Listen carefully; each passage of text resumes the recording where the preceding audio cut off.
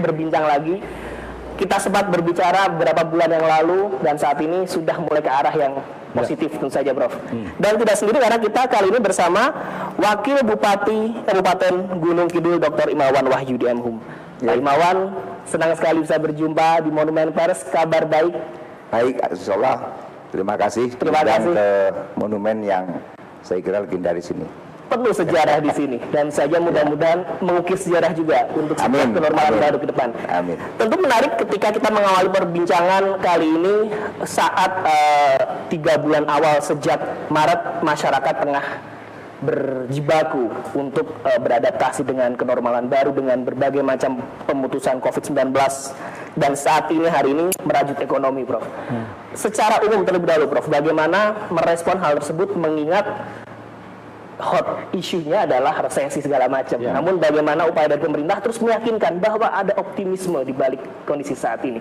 Iya, jadi sebetulnya kan ini masih suasana ulang tahun kemerdekaan. Tentu saja. Dan spiritnya adalah optimis dan bangkit.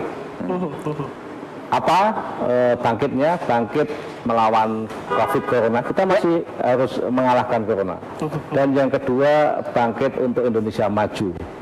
Sehingga dua hal ini membawa semangat pada kita meskipun kita ini dalam situasi pandemi dan interaksinya virtual, tapi ternyata masyarakat Indonesia antusias sekali merayakan kemerdekaan ini. Dan ini bagian yang saya kira mengingatkan kita bahwa Indonesia akan segera selesai melawan COVID dan kita menjadi negara yang hebat lagi. Kenapa? Karena spiritnya begini. Ada pertama itu Indonesia sehat. Indonesia harus sehat. Baik. Yang kedua Indonesia bekerja. Dan setelah yang kedua bekerja yaitu menggeliatkan ekonomi, Indonesia tumbuh. Jadi 3 tahapan ini jangan dibalik-balik. Kita tetap pada sehat dulu. Sehat, kemudian bekerja, kemudian tumbuh. Makanya step-step ini harus kita menjadi prioritas di dalam semua kebijakan, tidak hanya di pusat tapi juga di daerah. Nanti Pak Wakil Bupati akan bisa menceritakan. Nah, oleh sebab itulah maka semua elemen masyarakat mesti mengingat terus bahwa kita ini masih protokol kesehatan. Tentu saja. Masih mengedepankan bagaimana supaya populasi COVID itu makin lama berkurang. Caranya apa? Ya kita nggak bisa kayak dulu lagi. Kita tutup pakai masker, kita selalu cuci tangan, karena tangan kita ini yang sering masuk ke mata, ke hidung, ke mulut tanpa sadar. Termasuk juga kita jangan sampai deket-deket, ini jaraknya sudah 1 meter lebih ya. Semestinya demikian. Dan termasuk jangan juga ada kerumunan. Kita masih tidak boleh kerumunan. Nah, hal-hal inilah yang menjadi Indonesia sehat. Tapi juga bekerja pun dengan protokol kesehatan. Supaya apa? Supaya nanti menuju Indonesia tumbuh, dan ini menjadi bagian karena kuartal kedua kita Indonesia ini nilainya minus dan itu harus kita upayakan secepatnya. Itu Mas. Baik, sehat, bekerja dan tumbuh tentu saja ini yang menjadi salah satu sinergi yang harus diupayakan baik dari pusat hingga daerah. Pemerintah Kabupaten Gunung Kidul, Pak Imawan, melihat secara umum bagaimana perjalanan sejak Maret hingga saat ini, grafik yang ada di Gunung Kidul secara umum dari sisi ekonominya sampai hari ini, Pak Imawan. Saya sebelum menjawab itu, saya ingin merespon apa yang disampaikan Pak Dirjen, Pak Profesor Dr. Widodo Muktio, bahwa kita harus punya pertahanan mental yang kuat. Setuju. Kalau dalam bahasa Gunung Kidul, gumreka dan guyub rukun. Gumreka untuk menggambarkan optimisme dan bangkit, guyub rukun untuk kerjasama secara menyeluruh, totally. Jadi intinya saya kira kita akan menyongsong masa depan yang lebih baik kalau kita disiplin sebagaimana disampaikan oleh Pak Dirjen tadi. Jadi disiplin protokol kesehatan, protokol COVID dilaksanakan, maka insya Allah pertumbuhan ekonomi akan baik. Amin. Kami bisa menggambarkan bahwa 2 bulan yang lalu pantai-pantai di Gunung Kidul sudah mulai dibuka, 3 pantai dulu, kemudian sedikit demi sedikit sudah kita buka semua, hampir seluruhnya sudah dibuka. Dan saya datang kira-kira 10 hari yang lalu ke Pantai Kukup, 99,9% bermasker. Oke. Jadi saya kira menggembirakan Pak Dirjen. Ya, ya. Menggembirakan karena orang datang ke situ setelah bermasker juga masih mau disuruh cuci tangan, Ya. physical distancing, jaga jarak, dan kemudian juga tidak membuat hal-hal yang membuat orang baper atau negatif thinking atau perasaan-perasaan negatif. Itu penting sekali karena kalau kita akan bekerja kan bekerja dengan gembira, bekerja dengan sungguh-sungguh, Ya. dan jangan lupa untuk memperkuat pertahanan mental juga berdoa dengan sungguh-sungguh. Ya. Artinya dengan berbagai hal yang sudah diupayakan dari Insya Allah. kabupaten Iya. dan kesadaran masyarakat yang Iya. penting itu nampaknya sudah bisa teraplikasi Iya. dari standar Insya Allah protokol ada, kesehatan. dan kami memantau itu. Dan Apabila dipantau. destinasi wisata kemudian terlihat kurang peduli pada protokol ini, bisa kami tutup dulu. Cabut izinnya. Cabut. Jadi saya kira denda tidak perlu lah. Kalau ditutup sudah cukup. Baik, artinya ketegasan itu sudah membuat sedikit lebih jerah artinya Iya, kita bisa insya Allah. menjaga itu. Saya kembali ke Profit, Perpres 82/2020 ketika ada perubahan, gugus tugas kemudian digantikan dengan Komite Penanganan COVID-19 dan Pemulihan Ekonomi Nasional. Latar belakang apa ini barangkali sekaligus mengkonfirmasi langsung barangkali ada informasi penting apa untuk perubahan tersebut, Profit? Iya, jadi Perpres 82 itu kan merupakan satu perkembangan. Menangani COVID ini dari waktu ke waktu itu selalu kontekstual. Konteksnya apa? Nah, saat ini kita melihat tanggal 20 Juli yaitu ya, ternya itu. Presiden merasa perlu bahwa penanganan dari sisi kesehatan dan penanganan dari sisi ekonomi itu harus menjadi satu kesatuan yang utuh. Makanya sekarang ini kalau masyarakat nanti akan melihat ada PCPEN gitu ya. Jadi penanganan COVID dan juga pemulihan ekonomi nasional. Jadi dua strategi besar secara nasional itu dikolaborasikan dalam satu kerja bersama, termasuk dalam komunikasinya. Jadi kan dalam berbagai kajian sekarang ini masyarakat sudah ngerti secara kognitif, secara pengetahuan itu sudah tahu, sudah ngerti. Ya. Yang belum itu bagaimana perubahan perilakunya. Nah, jadi arah kita adalah bagaimana supaya perubahan perilaku itu betul-betul dikerjakan di semua lini lapisan masyarakat.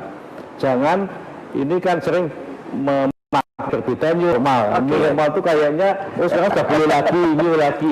Tidak itu ya, tidak. Justru ini yang kemudian kita integrasikan gerakannya, dan di situ kemudian ada Impres nomor 6 itu ya, dan pendisiplinan dan penegakan aturan atau hukum. Kenapa? Karena kalau sudah tahu kok masih belum mengerjakan, ada sesuatu itu yang harus kita tambah instrumennya. Termasuk kalau kita contohkan dulu helm itu kan sosialisasinya lama ya, susah sekali ya. Nah sekarang ini kita agak diminta cepat, harus mengakselerasi semua dan cepat. Makanya Pak Presiden sudah mengingatkan kalau memang ini bareng-bareng satu dulu setengah bulan ini masker, tidak pokoknya ketemu nggak masker langsung diingatkan, langsung dikasih, atau bahkan kalau dikasih masing-masing daerah punya kearifan untuk solusi itu. Nah ini penting karena musuh kita itu nggak kelihatan, dan juga ada yang sekarang menjadi terkenal itu OTG itu loh, orang tanpa gejala, lebih berbahaya. Ini yang kalau kita merasa badan kita sehat lantas bisa bebas itu salah, itu perilaku yang harus kita jauhi. Dan Perpres tadi mengkonsolidasi itu, termasuk juga strategi komunikasi kampanyenya ya. Kita ada namanya serangan udara, ada serangan darat gitu ya. Maksudnya serangan udara itu lewat media, kita gencar terus. Sekarang kita jalan aja mesti kelihatan fotonya Pak Presiden pakai masker di mana-mana gitu ya. Tetapi juga serangan daratnya ya ini nanti di Pemda, Pemkot, sampai ke desa. Kita akan menggerakkan Babinsa, Babin Kamtibnas. Kita akan menggerakkan itu, dan itu menjadi kayak relawan tetapi menjadi didorong oleh pemerintah. Jadi kita punya strategi nanti ke depan Babinsa, Babin Kamtibnas, desa itu menjadi ujung tombak. Termasuk juga kalau di dalam kesehatan ya kita menggerakkan posyandu gitu. Jadi ini gerakan sampai ke bawah, tidak hanya di daerah saja tapi juga serangan daratnya ya. Baik, artinya kalau saya meminjam istilah Prof dengan orkestrasi, Ya. kalau di media ini orkestrasi seluruh elemen pemerintah, Betul. dari tingkat pusat sampai bahkan yang Ya. sudah langsung ke masyarakat, artinya Ya. bisa berjalan di sana.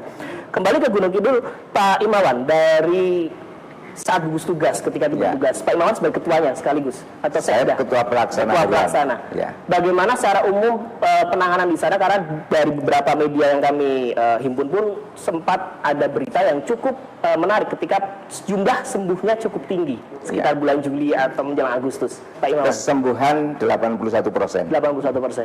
Lalu tadi saya sudah matur Pak Dirjen di belakang, menaik itu pertengahan Juli karena perjalanan. Dari biasanya landai 10, tidak pernah lebih dari 10, tiba-tiba menjadi 33. Agak baper juga orang, saya juga tertekan. Baik. Karena hasilnya ada hasil perjalanan ke daerah-daerah zona merah.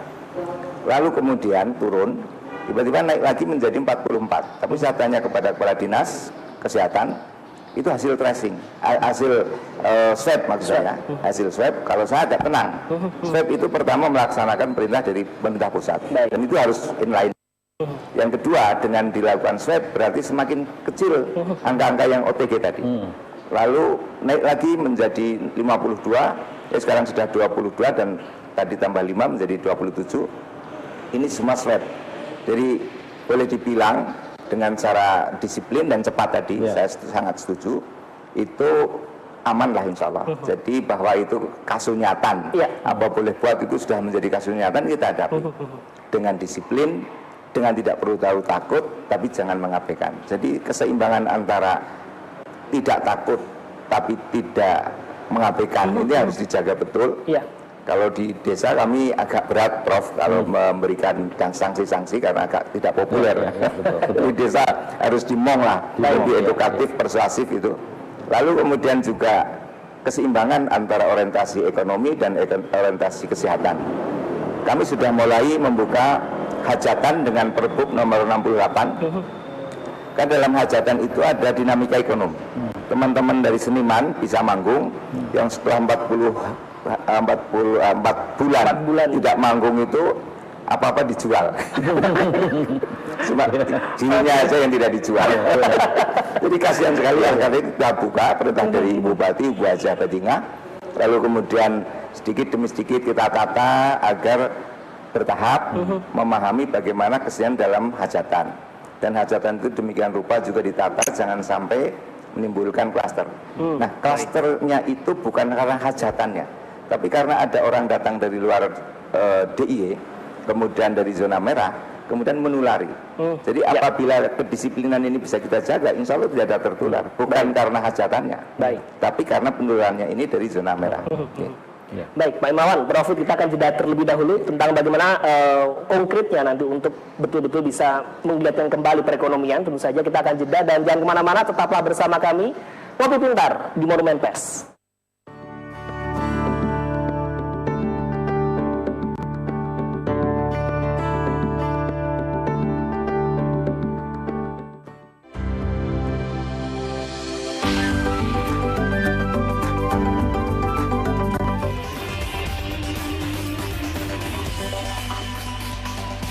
Selasa 10 Desember 2019 bersama saya Gabriela Angelita, kita masuk ke berita pertama.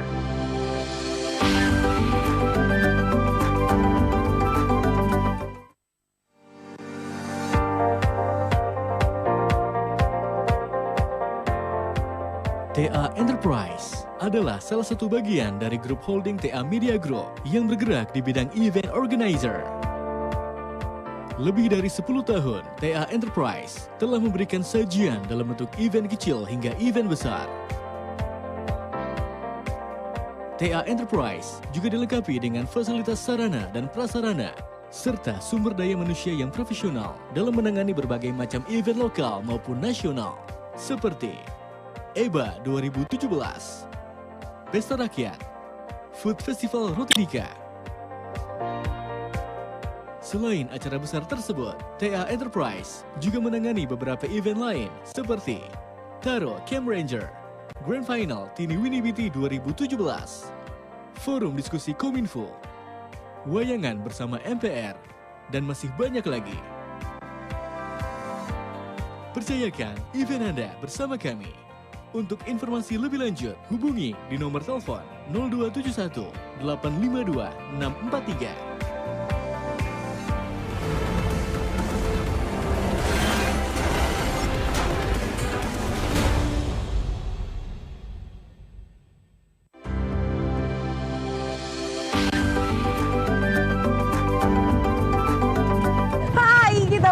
Ketemu lagi di program wisata kita, serunya bikin kita kesana. Suasana yang nyaman, hati yang adem, warganya ramah-ramah.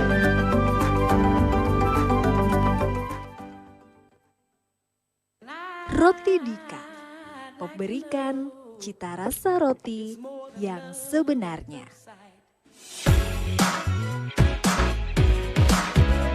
Yang terkenal tetap Dika. Tetap Dika.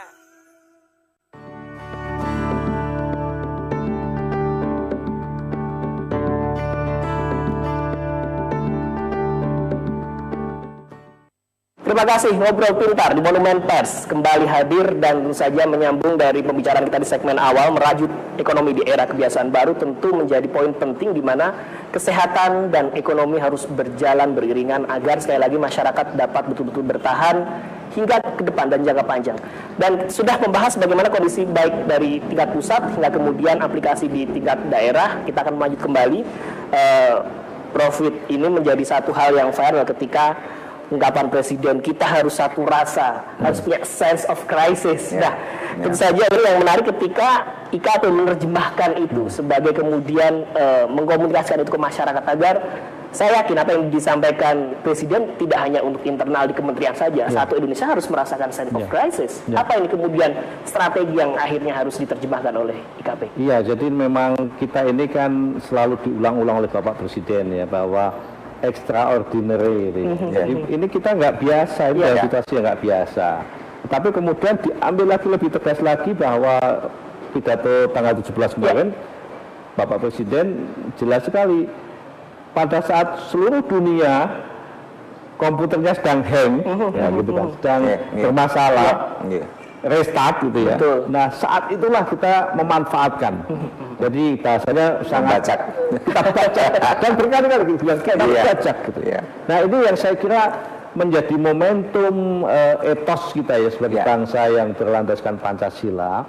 Mari kita tunjukkan bahwa situasi ini jangan kemudian kita mundur kayaknya ngelokro gitu ya, tetapi justru ini menjadi momentum kita melompat kemajuan itu. Nah itu yang kemudian pesan itu yang kita amplifikasi, kita sampaikan dengan berbagai jenis. Bahkan kami sekarang ini berkolaborasi dengan semua media yang ada, termasuk LKPN Antara itu sampai membuat pesannya itu dengan bahasa daerah.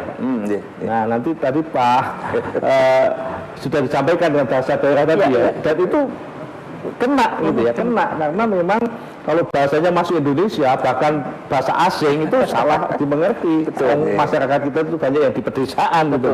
Sehingga bahasa-bahasa lokal itu menjadi sangat penting untuk kita terapkan, dan monggo ini pimpinan-pimpinan daerah menggunakan bahasa-bahasa lokal, dialek lokal gitu ya.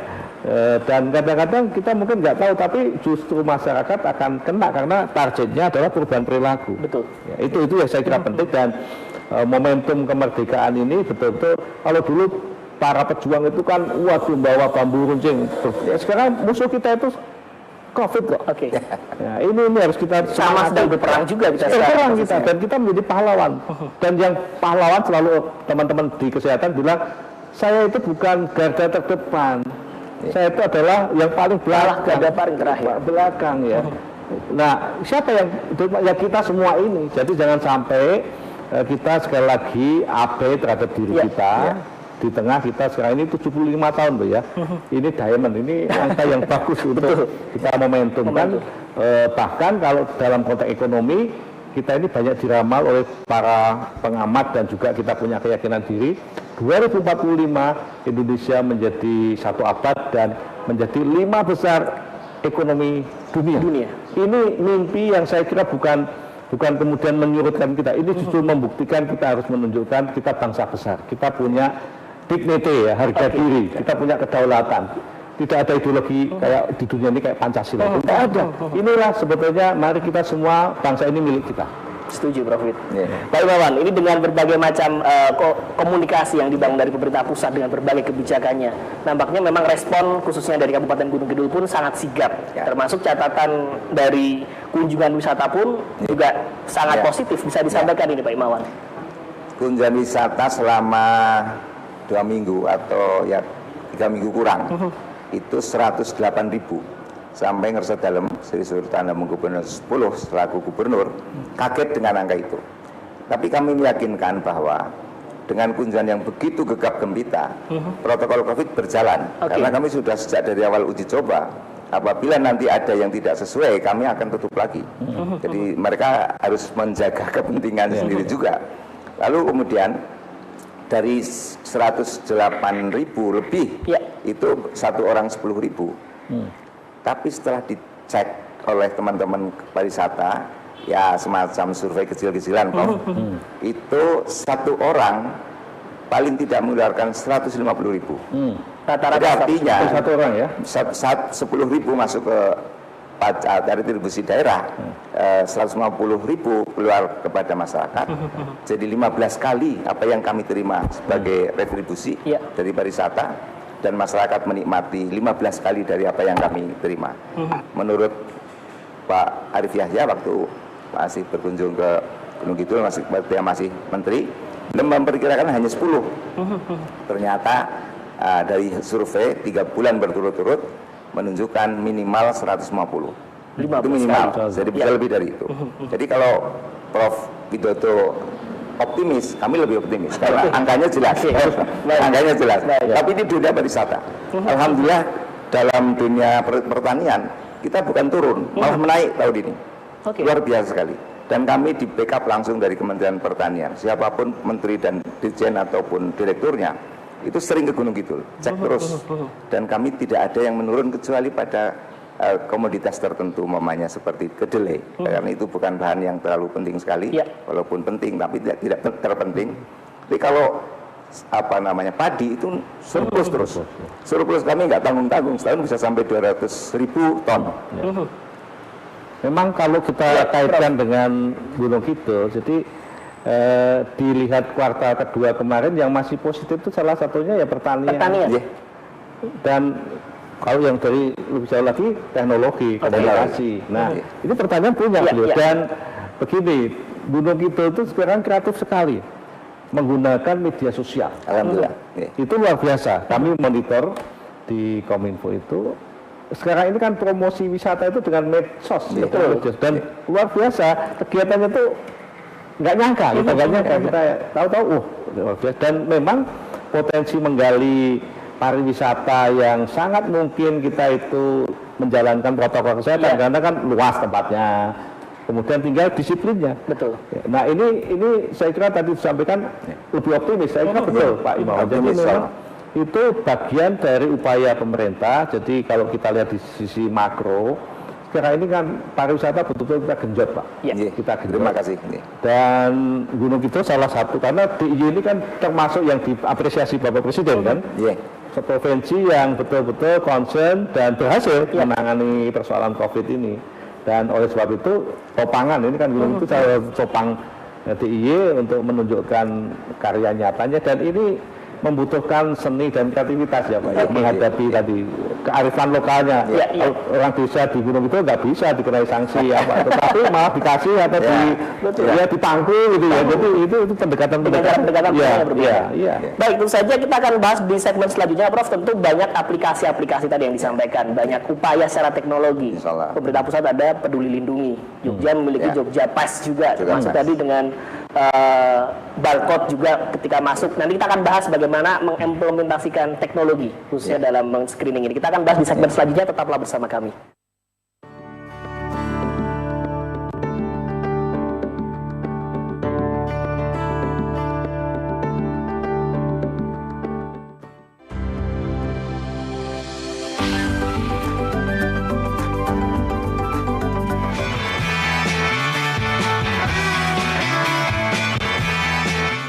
Stamina, podo karo olahraga ndek. Olahraga ki lak apik to tinggu kesehatan ya.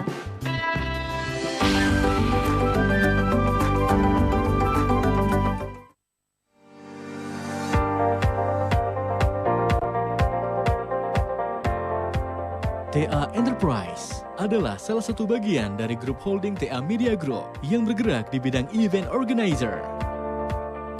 Lebih dari 10 tahun, TA Enterprise telah memberikan sajian dalam bentuk event kecil hingga event besar. TA Enterprise juga dilengkapi dengan fasilitas sarana dan prasarana, serta sumber daya manusia yang profesional dalam menangani berbagai macam event lokal maupun nasional, seperti EBA 2017, Pesta Rakyat, Food Festival Roti Dika.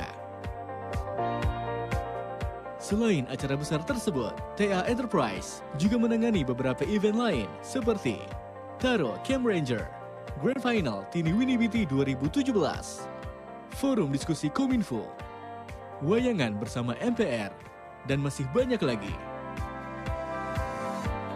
Percayakan event Anda bersama kami. Untuk informasi lebih lanjut, hubungi di nomor telepon 0271 852 643.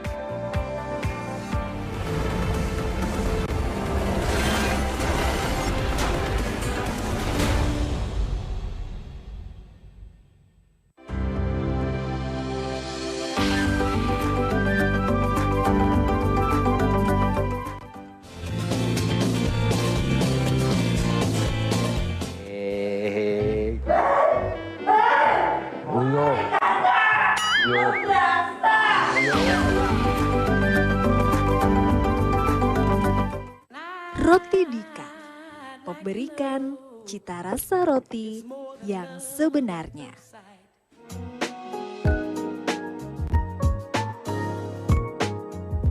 Yang terkenal tetap Dika. Yang terkenal tetap Dika.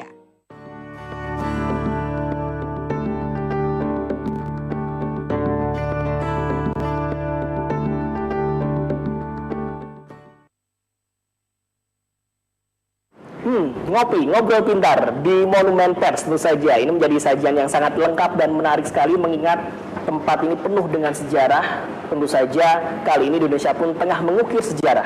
Meskipun berbeda lawan untuk kita saat ini berperang, tapi sekali lagi semangat dan spiritnya tetap sama. Di 75 tahun kemerdekaan proklamasi Indonesia pun kita masih terus berjuang hari ini. Dan tentang ekonomi kita masih membahas.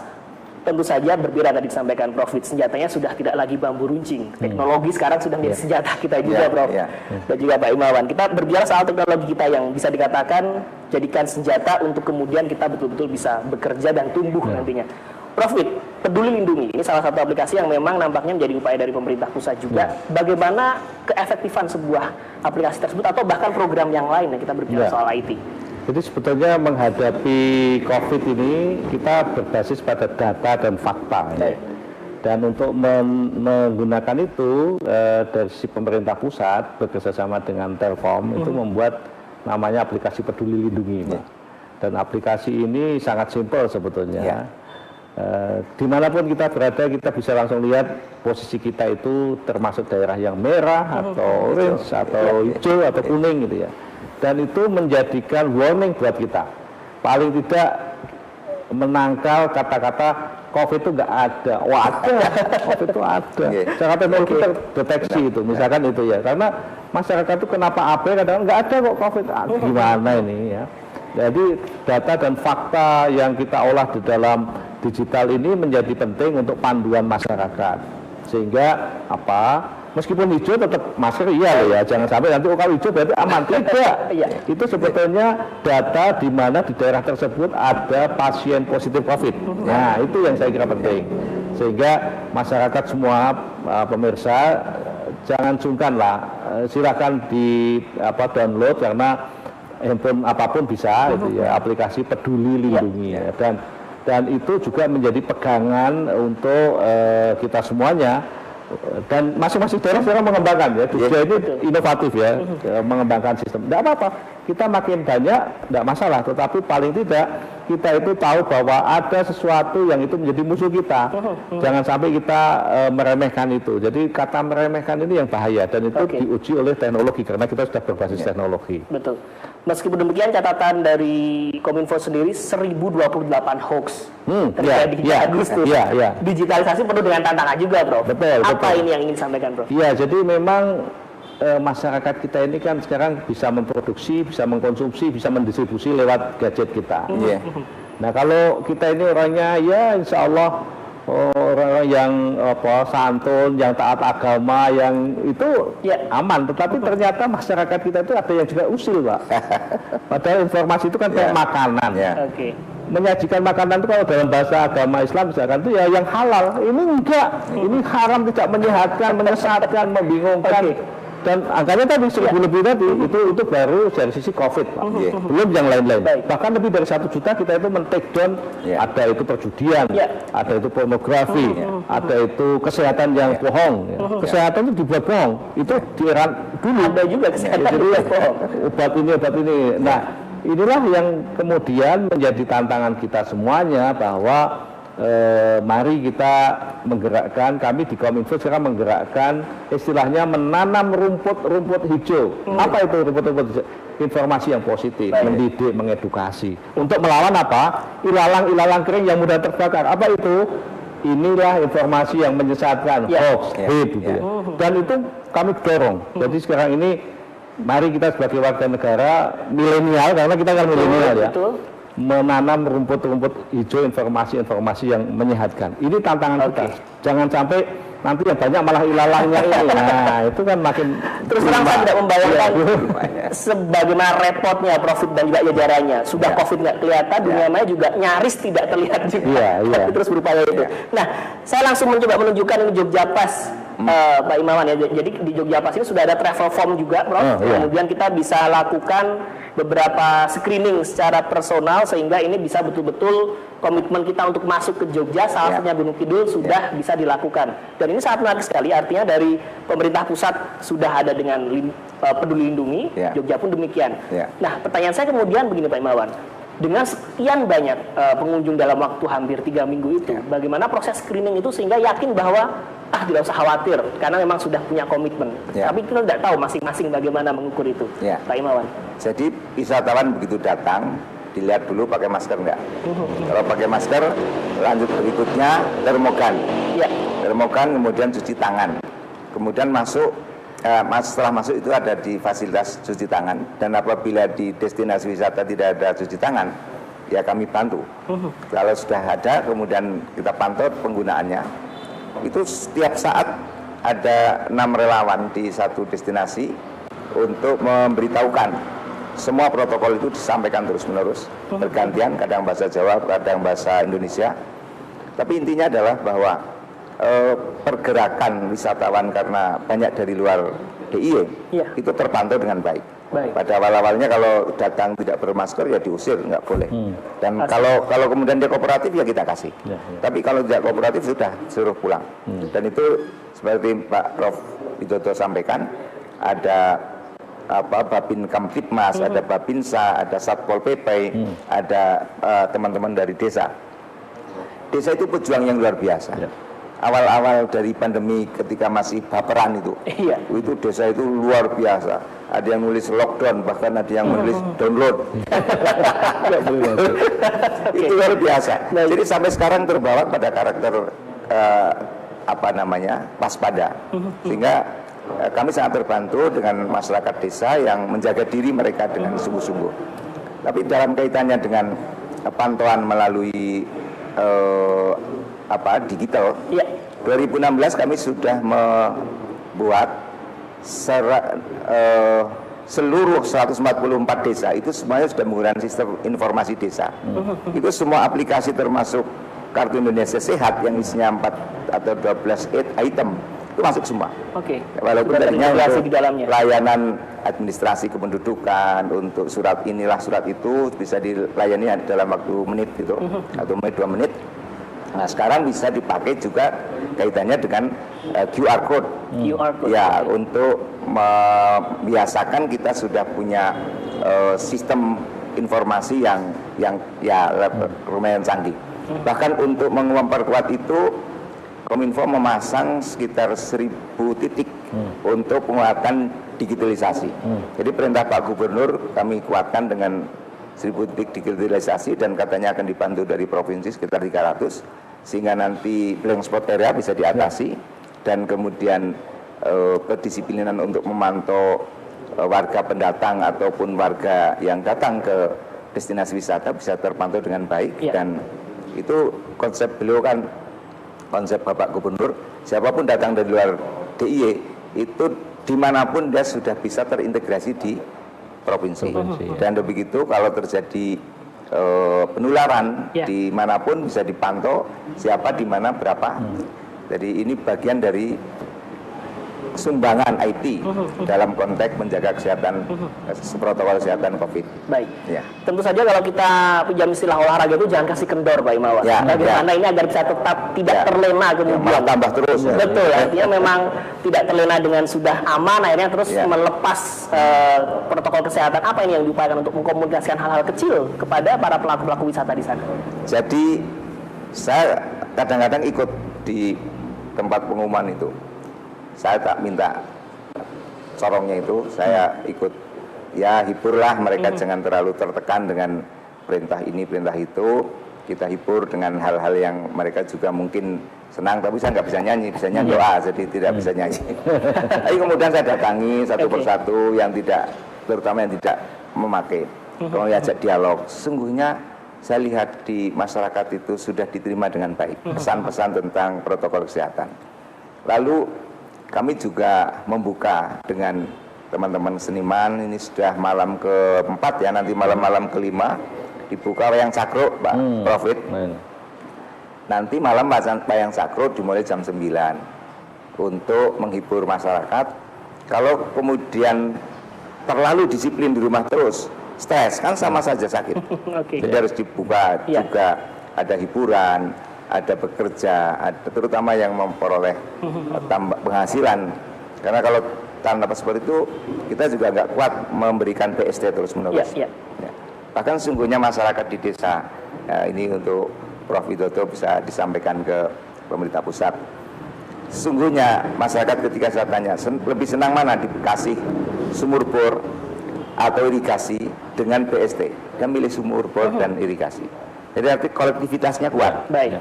Kalau dapat untuk sendiri paling berapa hari sudah habis. Tapi kalau sumur bor yang diberikan itu bisa untuk itu seperti filosofi memberi kail atau ikan kira-kira. Itu orang Gunung Kidul. Jadi orang Gunung Kidul punya selain guyub rukun tadi, partisipasi pada pembangunan pemerintah itu sangat kuat, sangat tinggi. Baik. Pak Imawan, Prof, kita akan masuk ke segmen terakhir, mungkin akan lebih konstruktif lagi. Tentu saja upaya pemerintah untuk bagaimana mempertahankan agar tidak jatuh di jurang resesi, bisa dikatakan demikian, sudah mulai digulirkan hal-hal yang mungkin bisa lebih produktif lagi secara ekonomi. Kita akan bahas barangkali harapan pemerintah seperti apa nanti, Prof, dengan digulirnya banyak bantuan baik dari UMKM, tenaga kerja dan lain sebagainya. Kita akan temukan jawabannya setelah yang satu ini. Tetap bersama kami.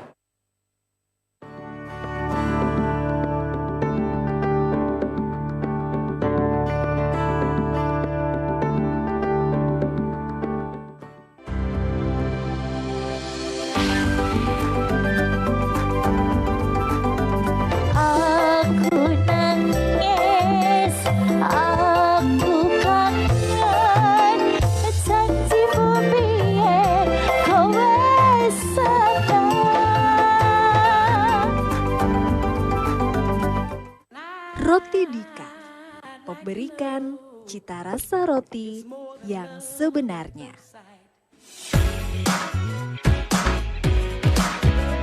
Yang terkenal tetap Dika. Tetap Dika.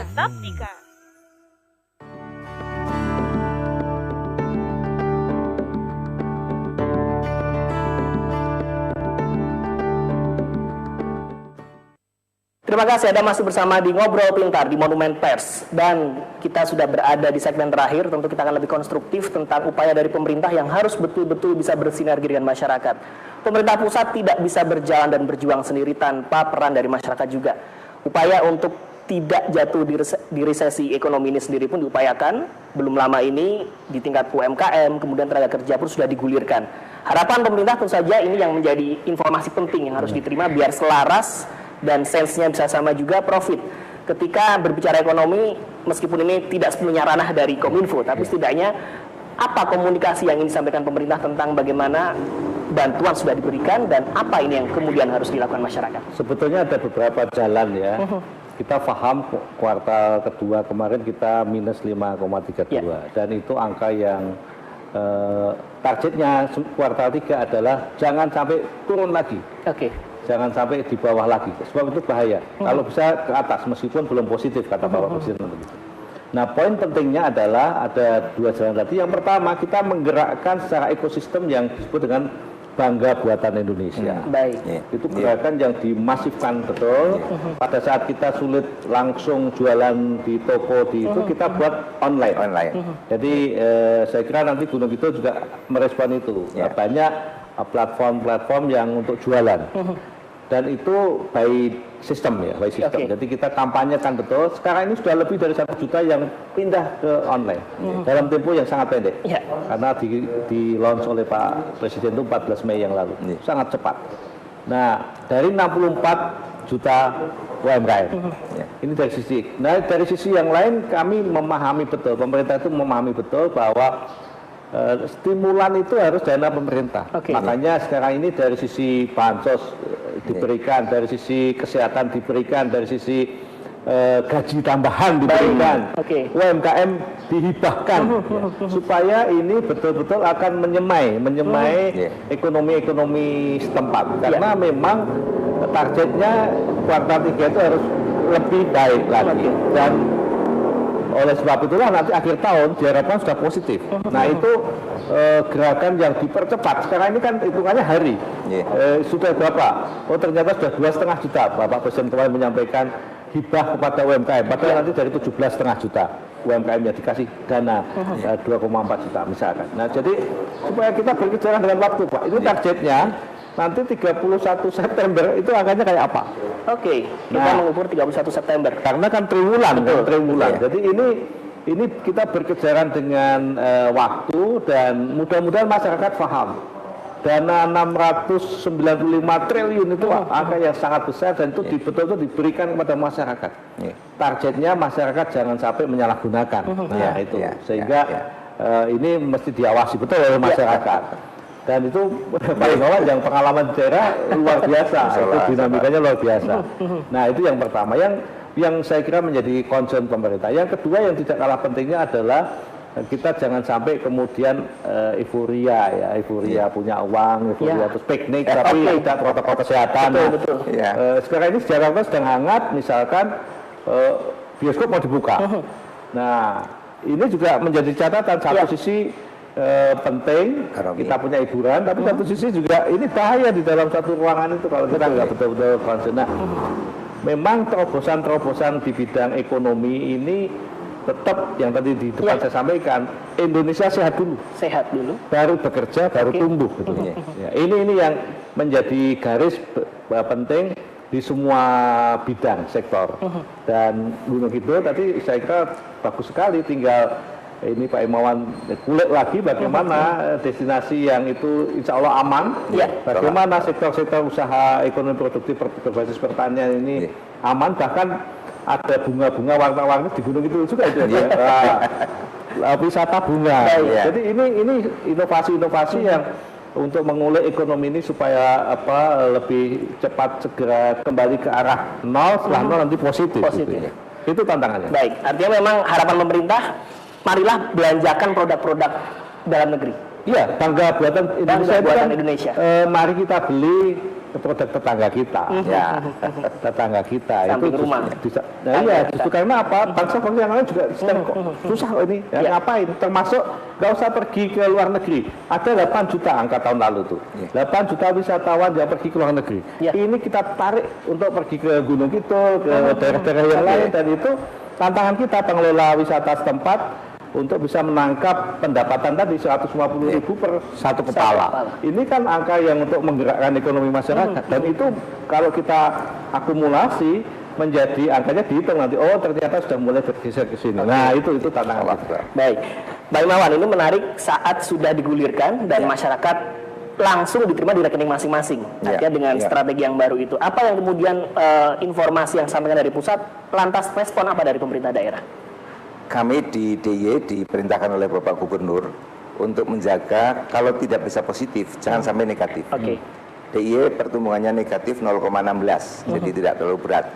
Oleh karena itu kemudian instrumen BST ini untuk menjaga pada kuartal terakhir agar bisa nanti pada saatnya seperti disampaikan Pak Prof Widodo tadi untuk positif lah.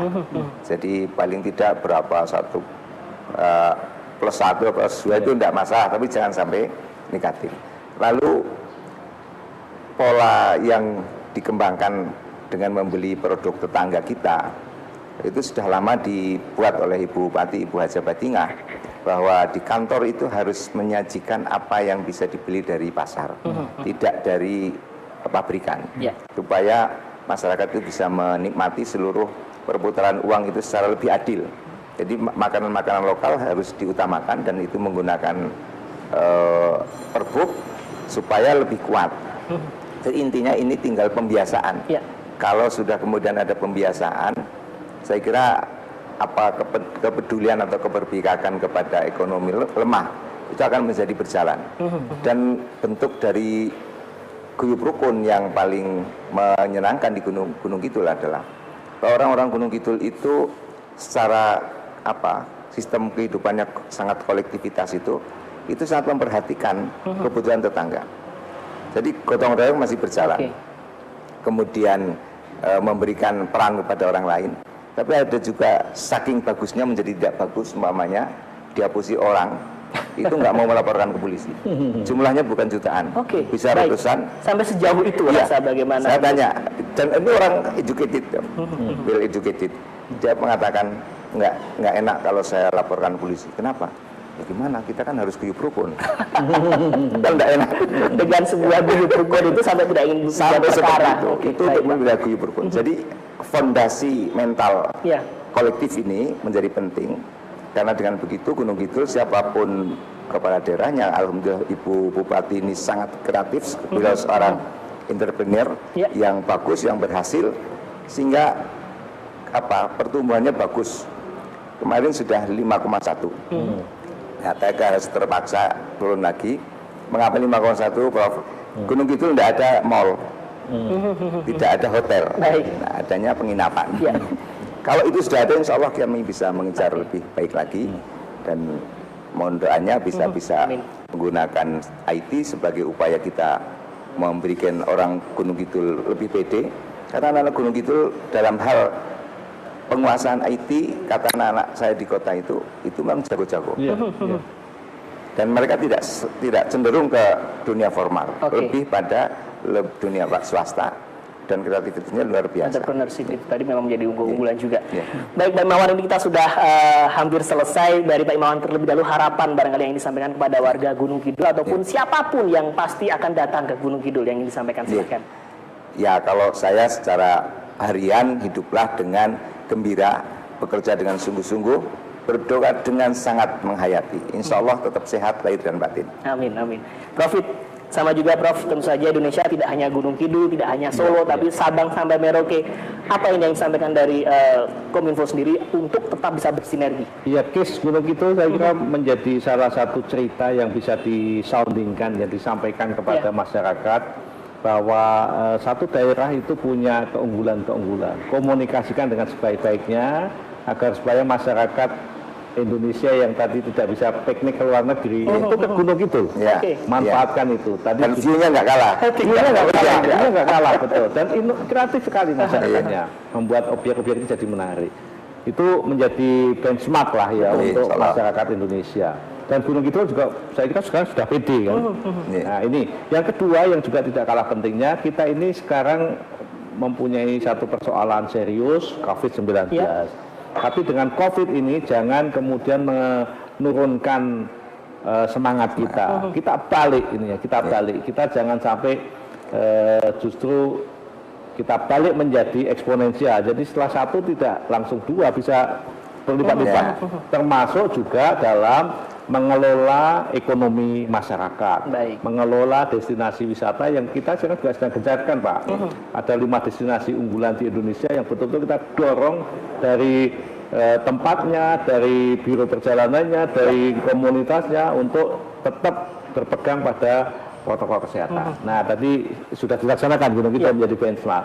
Dan yang terakhir yang tidak kalah pentingnya, kita belum selesai untuk mengurangi bahkan menghilangkan populasi COVID ini. Oleh sebab itu siapapun kita, dimanapun kita, yuk kita sama-sama memahami, kita saling menjaga, saling mencintai, jangan egois.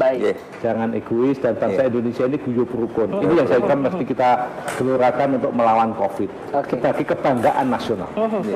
Ini momen bertemu dengan Prof. selaku juga Dewan Pengawas antara peran media. Prof, singkat saja ingin sampaikan seperti apa, Prof? Iya, sekarang ini kami sangat dekat dengan media pimpinan redaksi di tingkat nasional. Dan kami sekarang ini termasuk ke Solo ini ya, kami ingin juga menyapa. Minggu lalu kami ke Jogja, TV Jogja, kita ingin menyapa karena kehadiran kita itu jauh lebih bermakna. Ini kan human communication, humanisme. Termasuk model-model siaran seperti ini, kami akan sangat senang, dan kami di sela-sela kegiatan yang lain akan saya sempatkan untuk bisa menyapa masyarakat, karena sekali lagi bukan apa yang kau katakan, tapi kehadiran kau itulah yang tidak kalah penting. Luar biasa. Sebagai penutup dari Profesor Dr. Widana Muktio, Dirjen Informasi dan Komunikasi Publik, Kementerian Komunikasi dan Informatika Republik Indonesia. Terima kasih hadirnya, Prof. dan juga Pak Dr. Imawan selaku Wakil Bupati Kabupaten Gunung Kidul. Terima kasih Pak Imawan Wahyudi sudah berbincang banyak. Tetap sehat, tetap tangguh, semangat juga, dan pasti kita yakin bisa melewati semuanya. Insyaallah. Amin. Dan demikian mitra tadi perbincangan kita di Ngobrol Pintar di Monumen Pers, tentu saja menjadi poin penting di mana Monumen Pers merupakan referensi bagi kesejarahan pers dan media bangsa Indonesia. Datangi, pelajari, dan pahami sejarahnya. Ngobrol Pintar di Monumen Pers. Dan tentu saja saya Septan Risha pamit. Tetap jaga kesehatan, jaga jarak sosial dan physical distancing, cuci tangan dengan sabun, gunakan hand sanitizer, dan pakai masker saat bepergian. Kita putus penularan COVID-19. Sampai jumpa.